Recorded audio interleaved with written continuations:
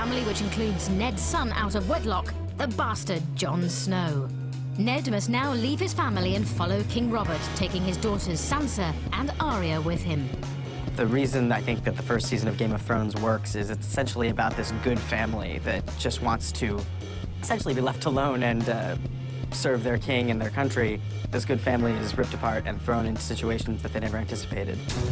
They are bound for the capital, King's Landing, where Ned's new task will be to protect King Robert from those who would unseat him. And in Season 1, viewers learned the greatest enemies live in exile overseas. The Targaryens are a royal family who were ousted from power. Isn't he a gracious host?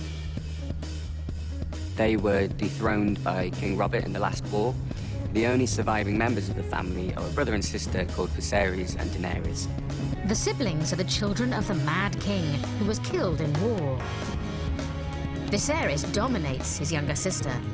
Viserys has more than a touch of the Targaryen madness, and you know, sometimes he's protecting her, but he's also trying to treat her as a bargaining chip. Come forward, my dear. In search of an army, Viserys makes a pact with a savage tribe, the Dothraki, offering his beautiful young sister in marriage to their leader, Khal Drogo.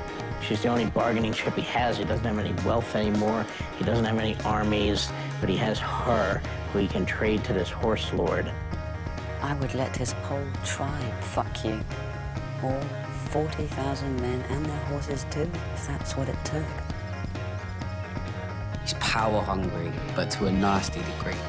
Doesn't really care how or by what means. He just wants to be important and looked up to. But his plans backfire. Daenerys and Khal Drogo fall in love and become quite the power couple. Suddenly she finds herself with Khal Drogo empowered. People are obeying her. I am your king! Shall we return to the Carousel, Khaleesi?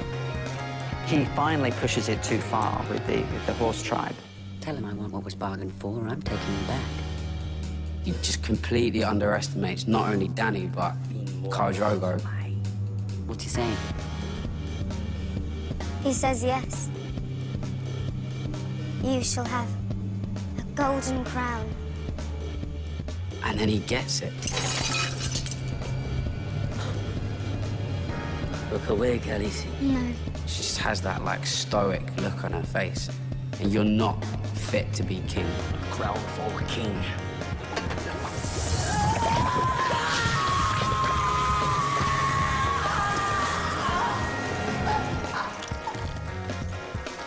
Wearing the crown is deadly. His father was the king, and he met a grisly end. So it's only appropriate, really, that when he gets his crown, he should die too. He was revolting. He was utterly, utterly revolting. And that was the moment that she escaped from her shell, when she became the woman and not the cow-tag girl. And so in Season 1, it's a now pregnant Daenerys who emerges as a power player, with Khal Drogo's backing. I love Daenerys. I love the journey she's gone on.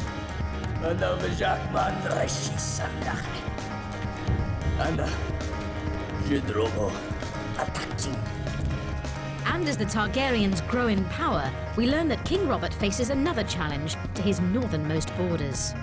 Threats which led past rulers to build this giant wall of ice to keep out wild things beyond.